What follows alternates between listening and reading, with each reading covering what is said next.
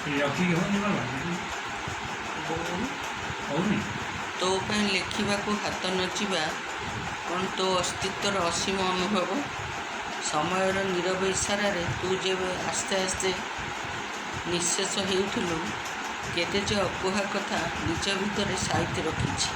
ତୋ ଆତ୍ମାର ସେ ଉଜ୍ଜ୍ୱଳତାକୁ ପ୍ରତି ମୁହୂର୍ତ୍ତରେ ମୁଁ ଦେଖିଥିଲି ଏକ ସ୍ୱର୍ଗୀୟ ଅନୁଭବକୁ। ତୁ ଥିଲୁ ସେ ବଳିଷ୍ଠ ହାତ ଯାହାର ସଶକ୍ତ ପ୍ରତିକ୍ରିୟା ସମଗ୍ର ପୃଥିବୀକୁ ବାନ୍ଧି ରଖିଥିଲା। ସେ ପୃଥିବୀଟା ସବୁଜିମାରେ ଭରିଥିଲା। ଏବେ ଯେମିତି ଇତସ୍ତତ ସବୁ କିଛି ଭଙ୍ଗା କାଚର ଟୁକୁଡ଼ା କରି ପଡ଼ି ରହିଛି ମଳିନ ଚଟାଣରେ। ତୁ ଚାହୁଁଥିଲୁ ଏକ ଅଭଙ୍ଗା ଆଇନା ଯାହାର ସ୍ପଷ୍ଟତାରେ, ସ୍ୱଚ୍ଛତାରେ ତୁ ଦେଖିବୁ ସମସ୍ତଙ୍କ ପ୍ରତିବିମ୍ବ ନିର୍ବିକାରରେ। ତୋତେ ବୁଝିକି ବି ଅବୁଝା ହେଲେ ସମସ୍ତେ। ମୁଁ ବି ତୋ ଅନୁଭବକୁ ବୁଝିଛି, କିନ୍ତୁ ଅଣଦେଖା କରିଛି। କିଛି ନାହିଁ, ଖାଲି ଖାଲି। ତୁ କ'ଣ ଦେଖିପାରୁଛୁ ସବୁ କେମିତି ଖାଲି ହୋଇଛି?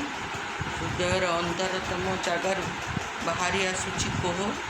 ଏଇ ତ ଥିଲା ସମସ୍ତଙ୍କ ଭିତରେ, ତୁ କିନ୍ତୁ ଜାଣିପାରୁନଥିଲୁ।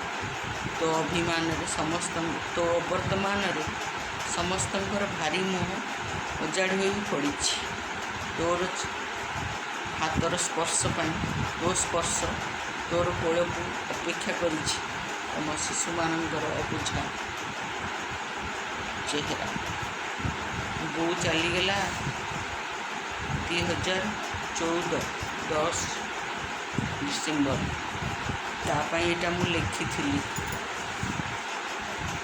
ବହୁତ 2014 10 ବର୍ଷ 11 ବର୍ଷ ହେଇଗଲାଣି। 12 ବର୍ଷ ଏତେ ଦିନ କୁଆଡ଼େ ପଳେଇଲେଣି ମୋ ଆରି ଭିତରେ ଏତେ ଦିନ ମୋତେ ବି ଜଣାପଡ଼ୁନି। ସେମିତି ଅଛନ୍ତି ଲେଖିଥିଲି ମୁଁ, ତାକୁ ବି ସେମିତି ଅଛନ୍ତି ପାଖରେ ମୋତେ ଜଣାପଡ଼ୁନି। ଏତେ ବର୍ଷ ପଢ଼ିବାକୁ ବି ମୋତେ ଆଉ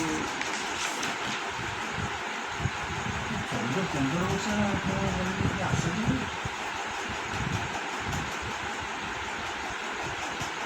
ଏବେ ଯେମିତି ଗଲା ଭଳିଆ ମୋତେ ଜଣାପଡ଼ୁଛି।